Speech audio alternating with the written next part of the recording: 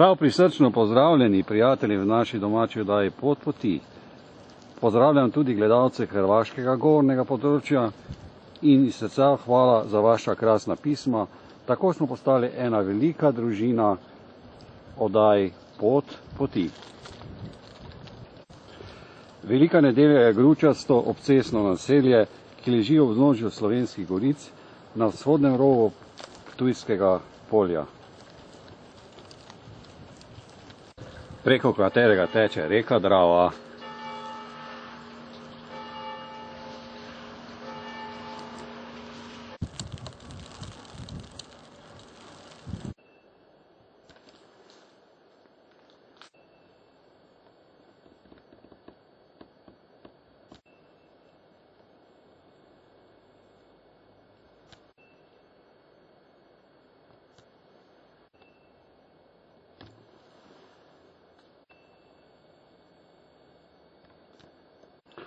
Hvala Jezus in Marija, dobrodošli prior Janko Štamper v naši domači oddaji Pot poti.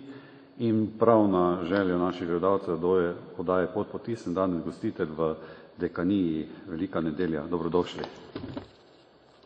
Ja, hvala. Tudi jaz lepo pozdravljam vse poslušalce in gledalce. Na začetku bi vas prosil, če se našim gledalcem oddaje Pot poti na kratko predstavite. Sem Janko Štampar, rojen sem na Drabah, pri središču ob Dravi, to je 14 km od Velike nedelje. Rastel sem v kmečki družini, ker so mi leta 57 zaradi političnih motivov ubili očeta, sem bil bolj reven v mladih letih. Dosta sem moral delati. Po osnovni šoli sem šel v klasično gimnazijo v Pazin, potem pa odslužil vojaščino in po vojaščini sem se tudi dokončno odločil za križniški red. Kaj pravzaprav pomeni beseda dekan in dekanija? Dekan je po slovensko desetar, zaradi tega, ker upravlja približno z 10 župnijami. Dekanija pa je tudi beseda, ki povzema okrog 10 župnij. Tako da je to latinska beseda. Kakšen pa je utrip župnije v Veliki nedelji? To je malo težje vprašanje. Župnija šteje 3000 vernikov, odnosno ljudi, občanov. Ob nedeljah jih vodi okrog 400, sveti maši, čez teden okrog 10, odvisno za koga je maša. In drugače, sama cerkev je posvečena Sveti Trojici. Je tukaj v tem kraju prafara, ena od prvih cerkva.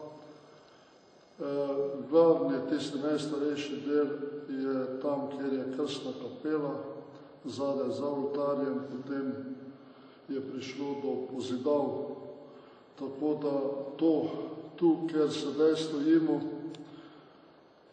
ta del izhaja iz leta 1375, te freske so tako stare. Potem morda kdo vam pomaga pri pastoralnem delu? Ja, pastoralno delo je zelo, bi pohvalil sodelovanje, posebno Kolpingove družine, potem cerkvenih pevcev, župnijskega pastoralnega sveta, pa tudi tega, da vsaj do Birme zelo redno in dobro hodijo otroci k maši, k verouku. Morda še, če še imate kakšne podružnične cerkve?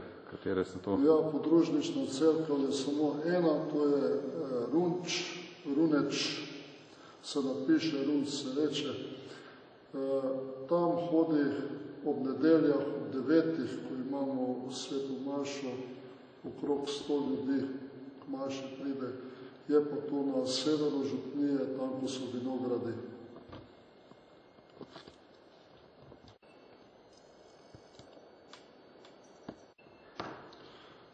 Sedaj se nahajamo v krstni kapeli. Tukaj pred menoj je najstarejši krstni kamen iz 13. stoletja.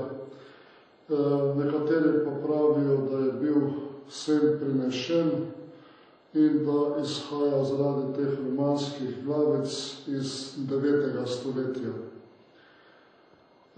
Tukaj sprejemamo nove člane v našo župnijo, krstimo, in ta del cerkve je tudi najstarejši. Ta je tudi, ko smo te prej omenili, tisti prvi začetek, če se spomnim, ne? Ja. Ko sem pred 8 leti prišel iz Bele krajine sem v Veliko nedeljo, nisem v Veliki nedelji skoraj nič vedel, poznal zgodovine in sem rad poslušal tukaj iz muzeja to, ki vodi ljudi tudi po cerkvi, pa razlaga umetno zgodovino, vse to življenje v tem našem kraju. In ko sem tako poslušal, je razlagala o tem krstnem kamnu, pa o tem, da so ti kamni, s katerimi je sezidan ta del cerkve, te kamne delali isti umetniki kot na Ptujski gori, je rekla, gledajte, ta kamen je najstarejši, krstni kamen je najstarejši v Sloveniji. Te 4 glave pa pomenijo 4 letne čase. In jaz, ko sem bil zadaj za ljudmi, pa sem rekel, potem pa je to tako kot pica. In ona se je razjezila, pa je rekla, če vas ne zanima, zginite, kar vidite. Potem pa je prišla čez 14 dni, pa se mi je opravičila, ni namreč vedela, da sem župnik tu v tem kraju.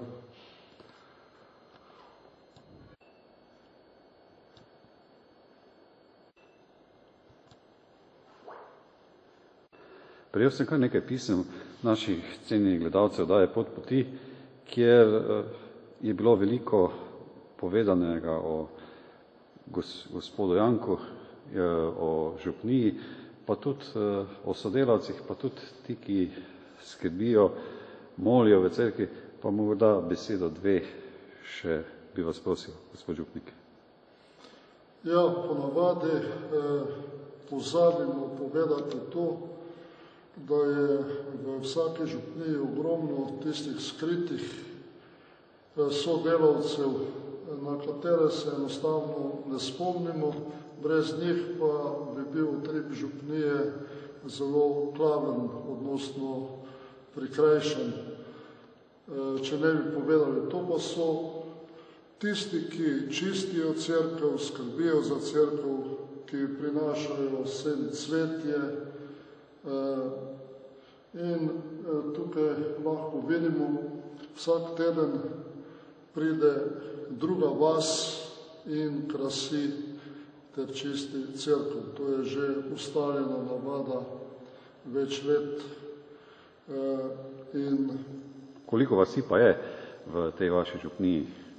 Vasi pa je 21 takih večjih in iz teh vasi potem pridejo, eni pridejo 2-krat na leto približno, pridejo na vrsto, da krasijo. Potem moram povedati še to, da imamo molitveno skupino, zelo močno to vsak ponedeljek po maši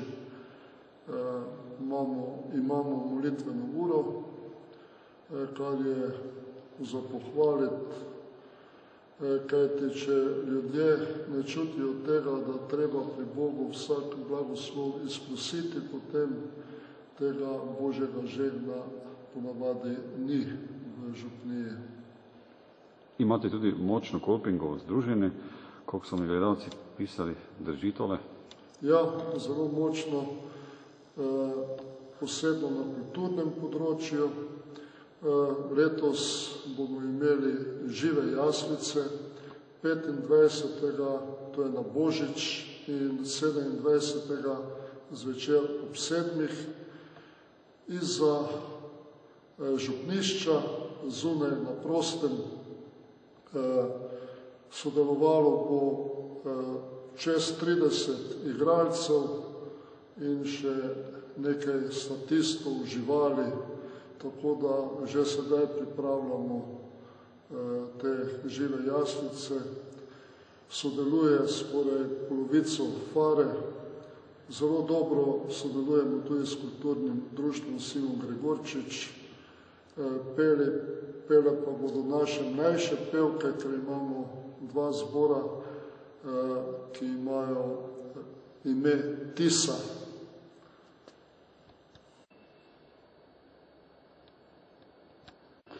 Sedaj bi vas poprosil, da nekaj več poveste o vašem viteškem redu.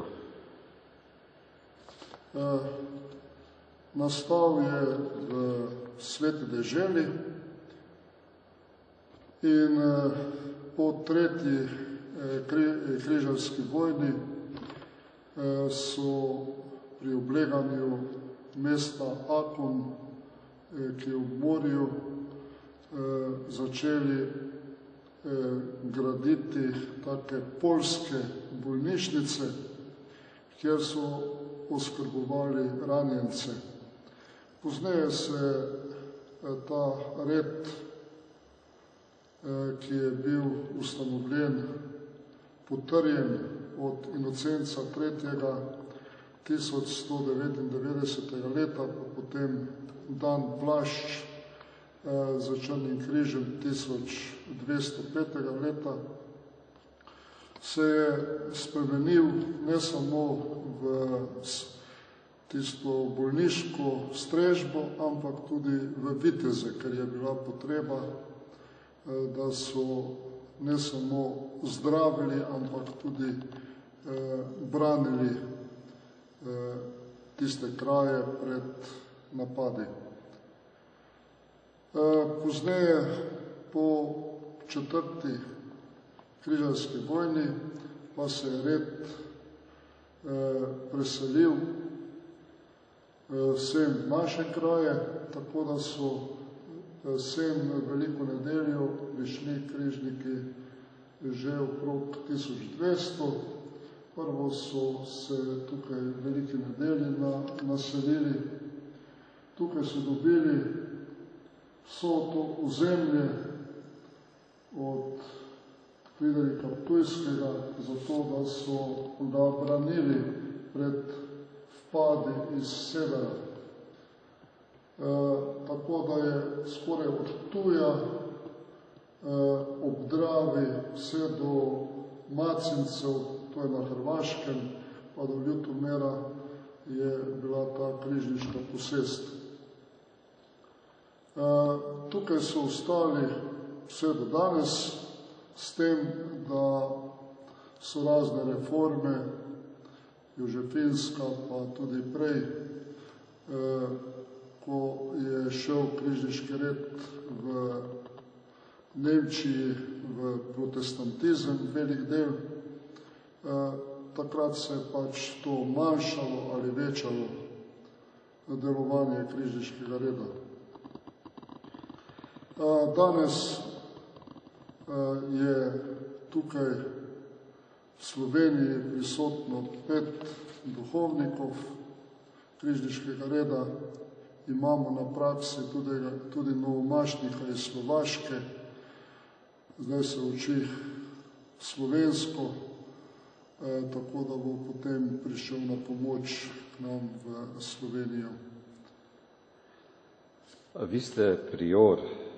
Kaj pravzaprav to pomeni?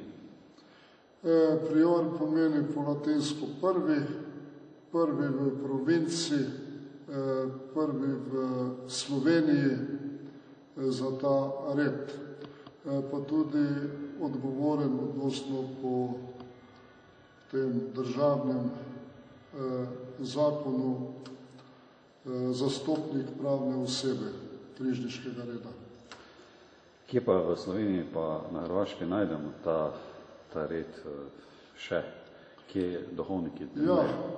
9 župnij je v Sloveniji, to je Bela krajina, Vinica, Črnomelj, Podzemelj, Semič, potem tukaj Ormož, Velika Nedelja, Miklavž, Središče v Dravi, tako da je kar velik kos Slovenije zasega križniški red, bil pa je v tistih krajih, kjer se je trebalo boriti, braniti mejo, tako da je križniški red zelo zaslužen, da potekajo slovenske meje v Beli krajini ob Kolpi, ker drugače je naravna meja v Gorjanci, pa verjetno tudi tukaj, da Drava meji z Hrvaško. Vprašali ste tudi, kje na Hrvaškem. Samo takrat na Hrvaškem, ko smo v Opatiji na duhovnih vajah ali pa ko smo poleti na Krku ali kje v Dalmaciji na počitnicah, drugače pa na Hrvaškem ni križniškega reda. To sem pravzaprav vprašal zato, ker oddajo Pot poti gledajo tudi gledalci preko svetovnega spleta, tudi v sosednji Hrvaški in tudi na krščanskem strežniku RKC kar nekaj marijnih svetišč, glavnih tudi župnij predstavljenih. Kako pa danes deluje ta vaš red? Deluje pastoralno, karitativno.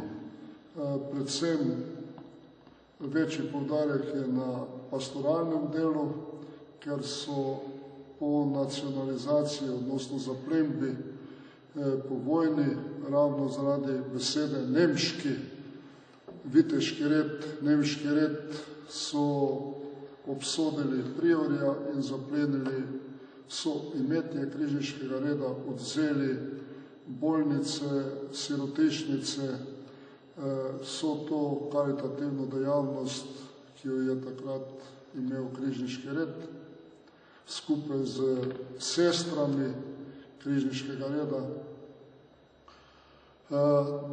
Danes se sicer vrača to imetje, zdaj zadnje čase čakamo, je veliko trenje okrog Križank v Ljubljani, ki so naša matična hiša in je za nobeno ceno ne bomo spustili iz rok, ima pač zgodovino in prepričan sem, da bodo tudi oblasti denacionalizacijske to spoznale, da je to še edini red, ki je brez svoje tiste prve matične župnije, hiše, konventa in vsega tega kulturnega delovanja. Zdaj pač po župnijah delujemo tako kot ostali duhovniki, s tem, da smo gospodarsko samostojni za razliko od ostalih duhovnikov. To pa pomeni, da po smrti kot redovniki vse prepustimo redu. Ja, za red je značilno to, da ni nikoli zatiral Slovencev. Pobirali so samo v vseh časih desetino, medtem ko so vse druge cerkvene ustanove pobirale dvajsetino. Ogromno dobrega je napravil red na tem zdravstvenem področju. Še sedaj je na psihiatrični bolnici v Ormožu velik križniški križ. Tukaj potem v Moretincih je bil velik dom za ostarele. Takrat so to imenovali hiralnica, ker so pač imeli celo ambulanto, manjše zdravniške posege, operacije delali. Moram reči to, da je sorodna veja križniškega reda so sestre. Sedaj so že skoraj vse starejše, imajo dve mlajše, drugače pa center imajo v Ljutomeru. Najbolj močen pa je red v Avstriji in v severni Italiji, kjer ni prišlo do teh povojnih velikih sprememb. Moram še to povedati, da je naš red bil najbolj uničen med vojno. 82% bratov in patrov je bilo pobitih, pa tudi vsi tisti bratje pa sotrudniki, mi jim pravimo familiari, so bili razgnani, odnosno jim je bilo onemogočeno delovanje. Kako vi vidite vašo mladino, pa tudi naši gledalci daje pot poti, so pisali, da ste precej aktivni in sodelujete na različnih ravneh, pa bi vas tudi to prosil, da na kratko opišete. Ja, na mladino gledam pozitivno. Tudi sem trenutno mladinski referent v dekaniji in mnogi pravijo, da se ne da delati v današnjem času, da je mladina vsega sita, da ne ve, kaj bi pravzaprav rada. Jaz pa iščem tako nove poti, tako kot večina duhovnikov, in za sedaj mi je uspelo vzpostaviti stik z mladino, predvsem na športnem področju. Imam zelo močno skupino nogometašev, mali nogomet. Po treningu, rekreaciji se dostikrat dobimo v župnišču, kaj spijemo skupaj in potem steče pogovor o verskih stvareh, življenjskih stvareh, o tem, kako dobiti dobro dekle, polno takšnih stvari, ki mlade zanima, tudi glede službe, dela, politike. Tako da je to neke vrste mladinski verouk. Če se ne približaš mladini, če jim ne daš tistega, kar jih zanima, potem bodo šli drugam. Tako sem začel tukaj v Veliki nedelji prvo z padalom, tu iz najvišjega hriba, kjer je travnik, sem začel skakati, odnosno skoke izvajati. Potem so prišli gledat, pa sem še druge, sem vprašal, če bodo še oni probali, in tako sem imel naenkrat en kup mladih, ki jih je to zanimalo. Potem sem šel tudi sam, čeprav sem zdaj že starejši, na igrišče in tam sem se hitro vklopil med mlade, so me sprejeli za svojega, odnosno so videli, da ne kompliciram, kot oni pravijo, Potem večkrat peljem te posebno nogometaše ali te sodelavce, ko se družim z njimi z jadrnico na morje, imam jadrnico, pa gremo jadrat, to se tudi strašansko dopade mladim. Mnogi nimajo niti te možnosti, da bi lahko to probali. Zadnje čase pa jih tudi dosti vodim po jamah, sam sem navdušen jamar, pa potapljač jamski. In to, da grejo po vrvi v jamo, ko se potem morajo vzpenjati, to je za mlade zelo lep občutek in ne samo, da bi jih na ta način pač pridobival, potem, ko vidijo, da jim zaupajo tudi oni tebi in tudi več takšnih stvari povejo, kot bi drugače. Tako da mislim, da je na mladini budućnost, čeprav jo, kot vidimo, sami čakajo težki časi. To ste zelo lepo povedali. In kaj je pravzaprav tisto, da vas imajo mladi toliko radi? Zakaj me imajo mladi, vse tako čutim, radi? Predvsem zaradi tega, ker ne rešujem njihovih problemov, pač pa jim samo pomagam, da sami razmišljajo o problemih. Najslabše v današnjem času je, če jih samo kregaš, pa hočeš namesto njih reševati križe in težave, ki jih spremljajo. Tukaj vidite misijonski križ, pa tudi svečnike s pelikanom, kjer je ta križniški križ na njih.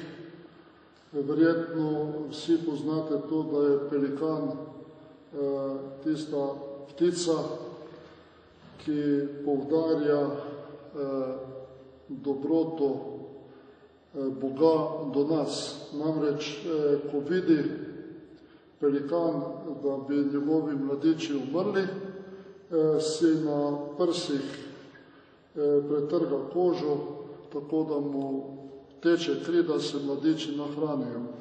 Zato je simbol za Jezusa, ki je sam daroval svoje življenje, kri dal za nas ljudi, zato da smo lahko odrešeni, odnosno da se lahko odrešimo. Če gremo k spovedi, pa pač živimo tako, kot treba.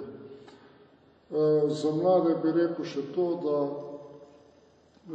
pač treba jim zaupati, pa ne zahtevati od njih vsega tega, kar smo mi delali ali pa kar si mislimo mi, da je nujno potrebno, in ne jih imeti za tiste, ki nič ne vejo ali pa nedorasle, ker mnogi od njih ravno zaradi tega, ker jih starši ne jemljajo resno, potem grejo svojo pot. Velik ego pri nekaterih mladih. Mislijo, da so nekaj, zaprejo se vase in na ta način izgubijo prijatelje in stik z družbo, okolico, vsem skupaj. Še vedno smo v oddaji Pot poti in naši gledalci vidijo te lepe skulpture in gospoda župnika bi prosil, pa takšno besedo navežemo na tole. Ja, v ozadju vidite zelo močen kor z temi štukaturami, reliefi. Gor je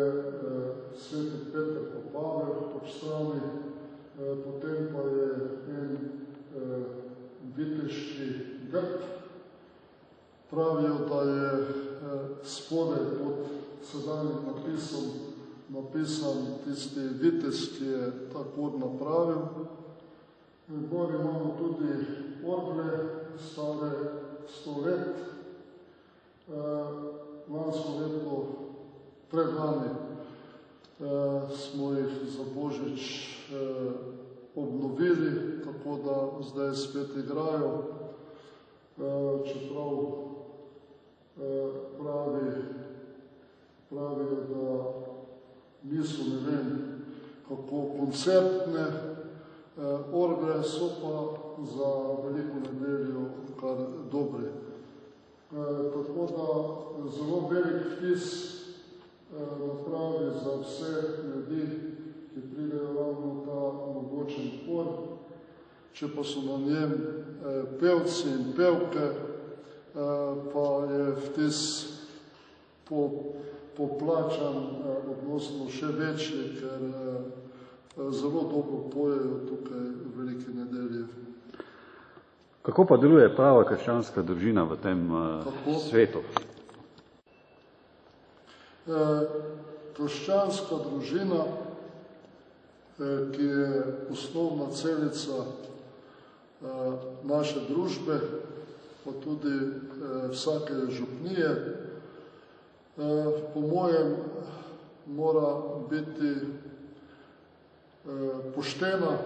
Zdaj zadnje čase je ogromno govora o istospolnih. Jaz sem zelo proti temu, da bi posvojili otroke istospolni, ker otrok mora imeti očeta in mater. To je naravni pojav, tako kot pri živalih je tudi pri človeku to nekaj naravnega in kar je proti naravi, je tudi proti Bogu. Nimam nič proti temu, če se imajo dve ženske rade ali pa moška, tisto ne oni za sebe delajo, če so pač tako ustvarjeni, ne pa s tem ne obremenjujejo otrok, ki niso nič krivi. Verjetno se še spomnite tiste čase, ko ste bili še otrok, pa ste pravzaprav vi videli tole družino nekako drugače in je pravzaprav bila molitev tista osrednja, ki je povezovala ali osebna ali družinska ali v občestvo. Ja, zelo dobro se spomnim tega, kako hudo je, če na primer nimaš očeta. Sam sem od 6. leta pa pol naprej rastel brez očeta. To si nobene ne more predstavljati. Nimaš tistega varuha, nimaš zgleda, po katerem bi se obnašal. Potem spomnim se tudi tega, da smo doma, še posebno v teh zimskih časih, radi molili, ker je molitev bila tista, ki nas je združila pri jedi. Spomnim se tega, da če ne bi molil, nisi smel jesti, ali pa če v nedeljo nisem šel k maši, tako da so mi začele hoditi po glavi kakšne neumnosti, pa trma. Potem je mama rekla, danes nisi zaslužil hrane, hodi tam zunaj. Družina je za mene tista, ki združuje, druži. Verjetno tudi od tega prišlo do besede družina, kjer se ljudje dobro počutijo, kjer se pogovarjajo med seboj in drug drugega spoštujejo. Znamo ceniti duhovniški poklic, kajti po duhovnikovih rokah prihaja med nas Jezus. Ja, težko vprašanje je to. Eni ga znajo, eni pa celo velika večina pa ne. To se vidi predvsem takrat, ko pride do pomankanja duhovnika. Duhovnik je v župniji res kot strelovod, vsi ga vidijo, mora dajati dober zgled, vendar pa je, kot sam posebej sodim, človek iz mesa in kosti, torej grešnik isto kot vsi drugi. Zato mislim, da bi morali duhovniku tudi v tem smislu človeškem pomagati, ga spodbujati, če mu kakšna stvar ne uspe, potem ga tudi kdaj pohvaliti za kakšno dobro stvar, ne pa gledati samo, kdaj je kaj napravil narobe. Namreč hudo je to, če imajo ljudje različne interese, potem pa duhovnik teh interesov ne more upoštevati, ker mora biti do vseh enak. Tukaj pride ponavadi do največjih trenj. Vsekakor pa je tako kot za vse misionarje in vse druge potrebno to, da za duhovnike v današnjem času ljudje radi in čim več molijo. To je pravi, molitev je tista, ki nas do nekle povezuje. Ja, skupaj povezani z molitvijo ljudje, duhovniki in ljudje lahko pri Bogu izprosijo blagoslov, pa tudi večje medsebojno razumevanje in zaupanje. Kako priti veliko nedeljo? To je vprašanje, katero se bo porajal našim gledalcem oddaje Pot poti. Ja, če prihajajo po zraku, potem je najboljše, da pridejo do Moškancev, tam je letališče. Če prihajajo z Podalom ali pa z Majem, tako kot jaz, potem se najboljše spustiti na nogometno igrišče tukaj v Veliki Nedelji ali pa na otoku, na kak travnik, tam je dosti ravnine. Po železnici se lahko pride Veliko nedeljo iz Pragerskega čez Ptuj proti Ormožu, potem je tu železniška postaja Velika Nedelja. Mimo Velike Nedelje gre tudi cesta Ptuj-Ormož. Tukaj v bližini je dosti termalnih kopališč, tako da ko si ljudje grejo ali v kopališča, si lahko ogledajo tudi znamenitosti tukaj kulturne. Namreč Velika Nedelja je tak velik kulturno-umetniški center.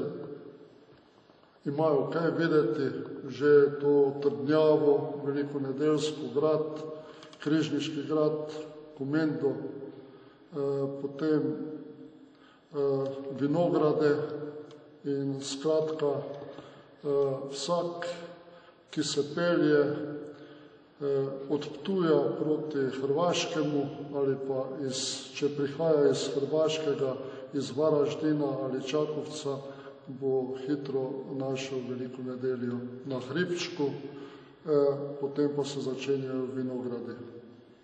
Kdaj imate morda svete maše, pa morda izpostavimo kakšen pomemben dogodek, kateri bo za naše gledalce oddaje Pot poti tudi zanimiv? Svete maše imamo v nedeljo zjutraj ob 7, ob 9 na Runču in potem ob 10:30. V tej 10:30 maši pride predvsem dosti šolarjev mladih.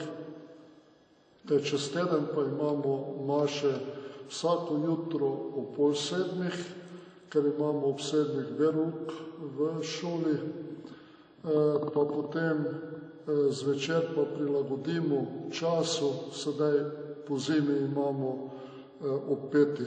zvečer svete maše. Morda še kakšen pomemben dogodek, ki se dogaja v župniji? Pomembni dogodki so na primer Miklavževanje. Takrat pride k tej obdaritvi pa igrici ponavadi dosti otrok. Potem imamo spust s turna, to je za mlade pa za take adrenalinsko usmerjene zelo zanimivo. Potem pa vsekakor vabim vse gledalce k živim jaslicam, ki bodo, kot sem že prej povedal, 25. na sam Božič zvečer ob 6. tukaj pred župniščem in 27. na moj god tudi ob 6. zvečer pred župniščem. Zelo dosti bo ljudi in naše žive jaslice bodo malenkost daljše, odnosno drugačne, kot so ponavadi tu okrog. Tako, spoštovani gledalke in gledalci, ste toplo vabljeni na obisk. Kaj bi na koncu daje pot poti položili na srce našim gledalcem? Glavno načelo križniškega reda je pomagati in zdraviti. Včasih so to delali z mečem, pa z zdravili. Potem v današnjem času pa mislim, da moramo prav tako pomagati in zdraviti, vendar to z ljubeznijo, predvsem pa s toplo besedo in prijateljstvom. Zahvaljujem se vam, prior Janko, za sodelovanje v oddaji Pot poti, tudi enako vašim župljanom, sodelavcem, obilo Božjega blagoslova na vaših življenjskih poteh. Pokloni. Ja, tudi vam želim še naprej uspešno predvajanje, delovanje. Vse lepo pozdravljam z starim krščanskim pozdravom iz velike nedelje na Štajerskem. Hvala Jezus in Marija. Na vekomaj. Amen.